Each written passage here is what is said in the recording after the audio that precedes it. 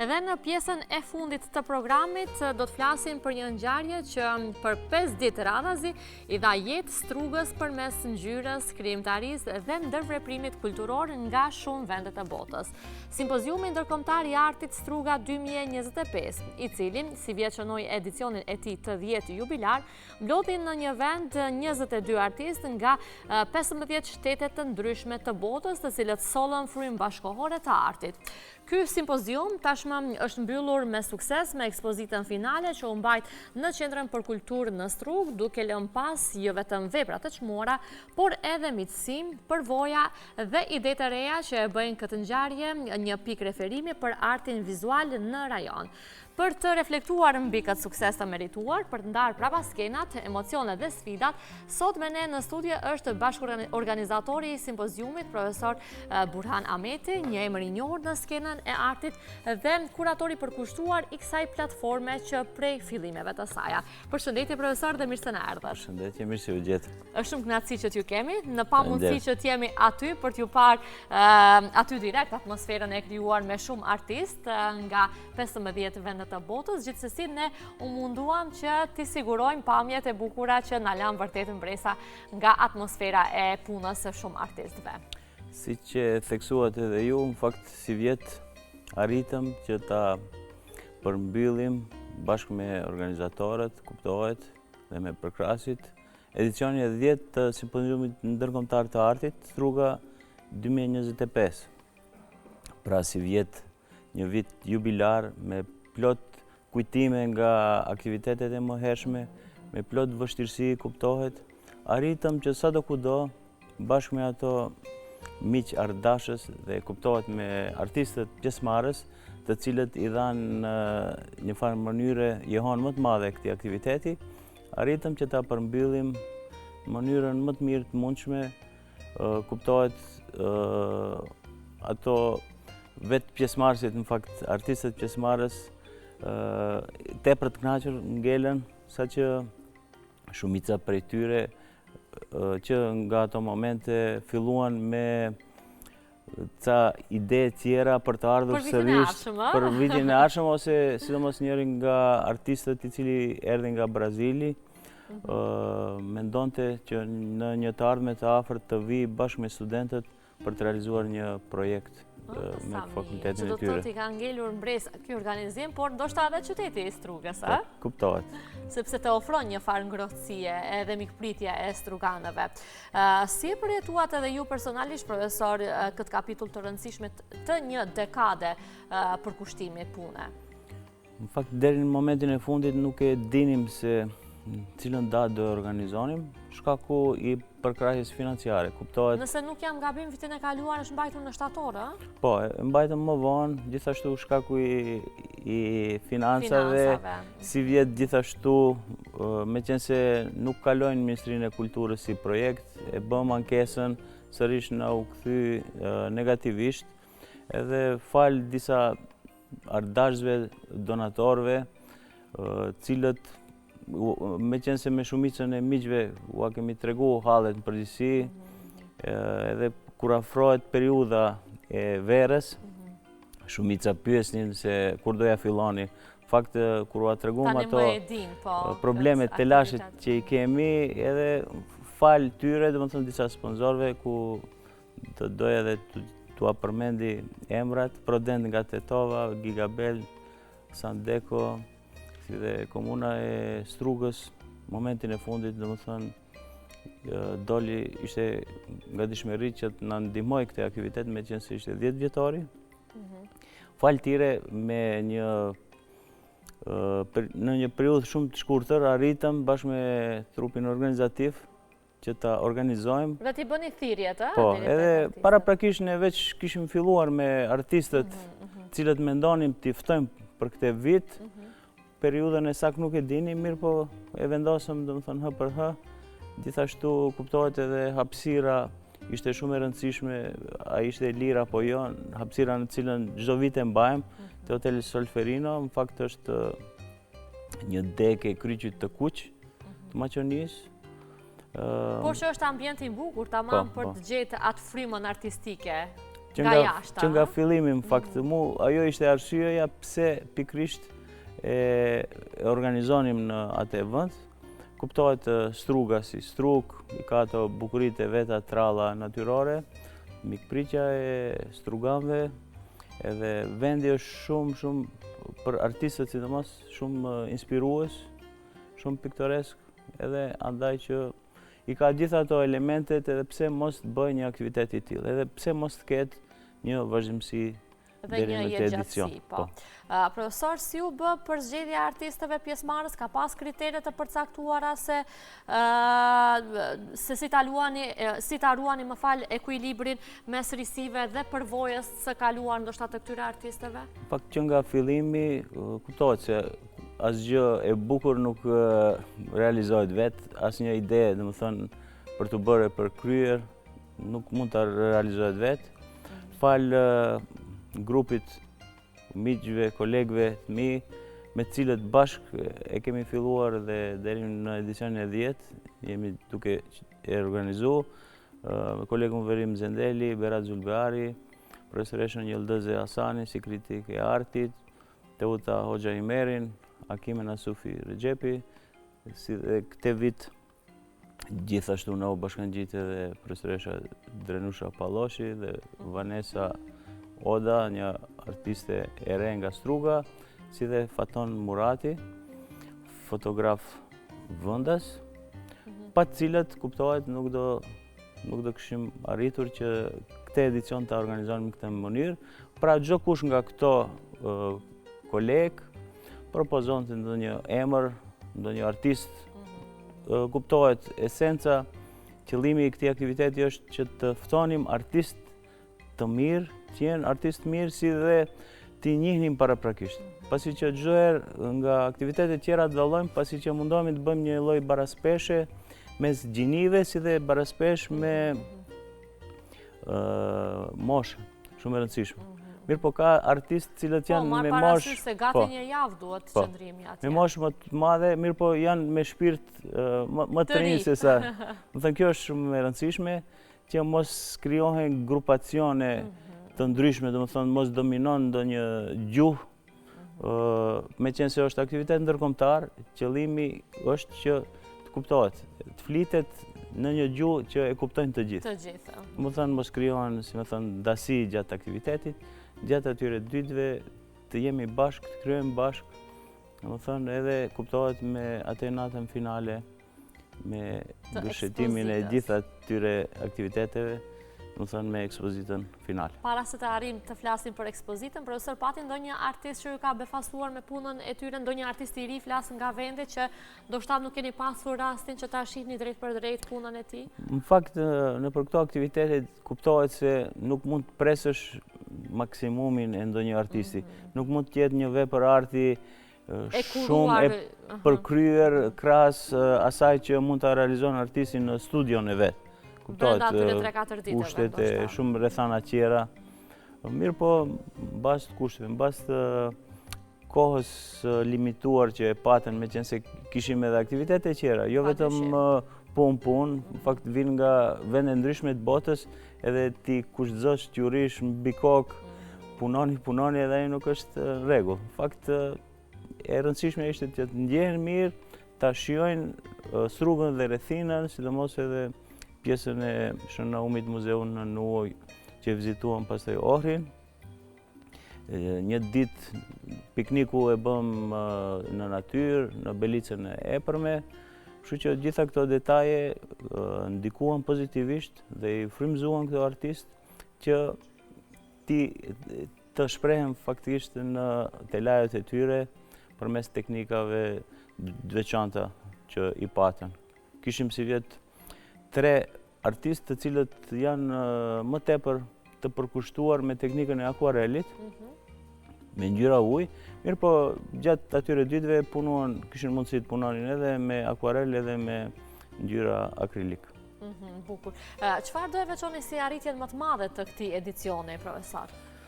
Në fakt, çdo vit kemi bërë disa risi, ndryshime, përpos artistëve figurativ në fakt piktorëve, edicioneve të kaluara kemi ftuar nga njëherë edhe ndonjë skulptor ose ndonjë artist që punon me ndonjë teknikë specifike. Si vjet, këtij aktiviteti u bashkangjit edhe një aktivitet tjetër shumë i rëndësishëm, të cilën nuk e ka bërë deri më tani askush. Enkas, kur ke miq, nuk thonë kot ke miq e ke gjithë botën. E ke botën. Erdhi Enkas nga Zvicra, miku im, kolegu Romiri Marmi, fotografi. E kemi parë. Në fakt, gjatë 2 ditëve qëndrimi ati, organizuam një punëtori me fotografi. Në fakt, një temë jashtëzakonisht e rëndësishme edhe e mirëpritur nga artistët, me një temë faktisht si ti digitalizojmë veprat e artit. Pasi që shumica artistëve din të krijojnë, mirë po kur vjen puna te publikimi i një vepre arti, shumë e rëndësishme se nuk kanë mundësi gjithë të vinë në studio dhe ta shohin veprën drejt për drejti. Se si ti digitalizojmë veprat e artit, mos e humbin atë vlerën, edhe koloriti, tonalitetet e një vepre të artit mos humbasin kur ti publikojmë në mediat sociale e kështu me radhë ose në vefaqe. Më thënë, goxha shumë ju ndihmoj shumicës artistëve, më thënë, ua tregoj dhe ua demonstroj se si mund ta bëjmë shumë thjesht dhe pa investim të madh, faktisht me celularët, cilët shumica e kemi celularë të mirë, kanë fotokamera, do të thënë, është kualitative, edhe vetëm teknikën mënyrën se si, e cila ndikoi jashtëzakonisht shumë te ato. Pastaj, pasi që përfundoi kjo punëtori, patën rastin gjithë artistët të pozonin, të provojnë vetë. Provuan, pastaj pozuan para kamerës Romirit, ju bëri gjithë nga një portret që e improvizuam një studio në hapësirat e Hotel Solferinos, një studio ku ju bëri një portret bardhëzi çdo artisti. Më thënë ta kenë kujtim nga simpoziumi i 10 ndërkombëtar i artit. Pasi që fatkeqësisht e kanë si mangësi shumica e profesionistëve, jo vetëm të artistëve figurativ, mirë po edhe profesionistë të lëvmive të ndryshme, e kanë dobësi këte, nuk kanë ndonjë fotografi serioze qoftë për CV ose për ndonjë aktivitet tjetër. Fotografit rastit sa duash kemi. Fotografi turistike plot, mirë po profesionale, një portret ku e ka në atë ngërthen edhe atë karakterin e çdo njeriu, më thënë shumica nga ne, do më thënë nuk kemi fotografi. Nuk kemi, përveç në dokumentet tona. Kështu që ishte jashtëzakonisht, e falenderojmë pa mas mikun tonë Romirin, i cili nga Zvicra erdhi, duke e patur gjithashtu parasysh këtë hallin e financave, dhe më thënë edhe ai ishte një farë mënyre një përkras i madh i atij aktiviteti, me vetë prezencë dhe me vetë organizimin e asaj punëtorie, në fakt. I lumt. Profesor, veprat e realizuara ku do ngelen pastaj? Si vjet, në fakt, me qenë se kemi 10 vjetorin, edhe këto portretet e bëra të artistëve pjesëmarrës nga Romiri, kemi në plan, në fakt, për ta bërë, me qenë se nga Ministria kaloi vetëm ekspozita e 10 vjetorit, jo simpoziumi, diku nga shtatori, do të organizojmë një ekspozit për 10 vjetorin e ekzistencës së simpoziumit ndërkombëtar, edhe aty mendojmë do janë ti vetëm këto vepra ose edhe vitet e kaluara? Për vitet e kaluara, me qenë se kemi bërë një fond goxha të madh veprave, ndoshta do e bëjmë vetëm ekspozitën e fundit, pasi që kemi portrete profesionale, do kemi nga çdo artist, edhe nga një CV të shkurtër për çdo artist, edhe në fund mund të përmbledhim t'i përfshijmë disa fotografi nga momentet më të bukura nga edicionet e kaluara. Dhe besojmë me këtë katalog, do të bëjmë pak më serioz, ta përmbyllim këtë dekat të këtij simpoziumi, edhe shpresojmë në të ardhmen, meqense se viteve të fundit goxha shumë çmimet kanë lëviz, është shenjtuar gjithçka edhe për të organizuar një aktivitet të këtill me përmasa të këtilla ku morën pjesë artistë nga 15 shtete të botës, nuk është e lehtë edhe kostot janë goxha të larta. Nëse do kemi përkraje serioze, do e vazhdojmë. Nëse me të tilla vështirësi është pak problem për ta vazhduar në të ardhmen. Po ekspozita, profesor, është planifikuar të jetë në Strug apo në Shkup? Me qenë se në Strug u hap, në Tetov e kemi bërë planin dhe projektin te Galeria Arteve, pastaj në të ardhmen pse jo edhe mund ta shëtisim edhe ose një përzgjedhje, kemi edhe ide tjera me disa nga veprat e fondit për t'i ekspozuar edhe diku jashtë. Profesor, qytetarët e Strugës jemi pritën si vjetë këtë organizim, kishte interesim që t'ju qëndrojnë nga afër dhe t'ju shohin përderisa pikturonit?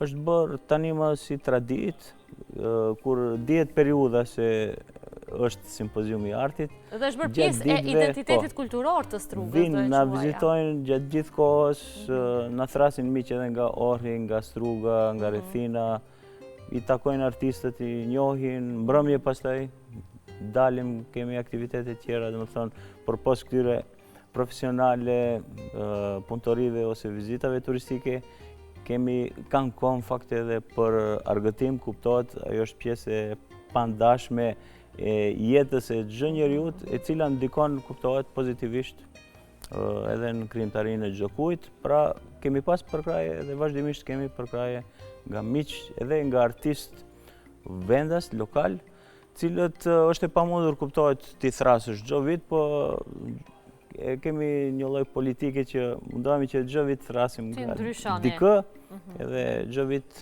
thrasim artistë tjerë, sidomos edhe të Maqonisë vendas, mirë po të mos dominojnë artistët vendas, pasi që me qenë se e ka karakterin ndërkombëtar, nëse thrasim shumë artistë vendas, do fillojnë të bëhen grupacione, të flitet shqip ose maqedonisht.